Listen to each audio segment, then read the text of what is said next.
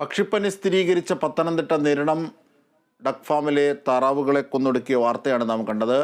അടുത്തതായി തൃശൂർ ചെറുതുരുത്തിയിൽ വീടിന്റെ വാതിൽ കുത്തി തുറന്ന് മോഷണം. അലമാരയിൽ സൂക്ഷിച്ചിരുന്ന 12 പവൻ സ്വർണ്ണാഭരണങ്ങളാണ് നഷ്ടപ്പെട്ടത്. സംഭവത്തിൽ ചെറുതുരുത്തി പോലീസ് അന്വേഷണം ആരംഭിച്ചു. ചെറുതുരുത്തി ഉഴിച്ചിൽ വൈദ്യ റോഡിന് സമീപമുള്ള അനൂപിന്റെ വീട്ടിലായിരുന്നു മോഷണം. 7 പവൻ തൂക്കം വരുന്ന മാലയും വളയും മോതിരങ്ങളും അടങ്ങുന്ന 12 പവനാണ് കളവുപോയത്.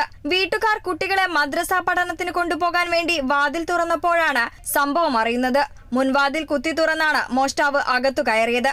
വീടിന്റെ അലമാര തുറന്ന് അലമാരയിലെ സാധനങ്ങൾ വാരി വലിച്ചിട്ട നിലയിലാണുള്ളത്. സംഭവം അറിഞ്ഞയുടൻ വീട്ടുകാർ പോലീസിനെ വിവരമറിയിച്ചു.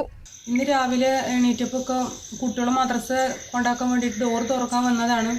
വിസ്റ്റ് റൂമിലേക്ക് ഡോറ് ചാരി വെച്ച രീതിയിലാണ് കണ്ടത്.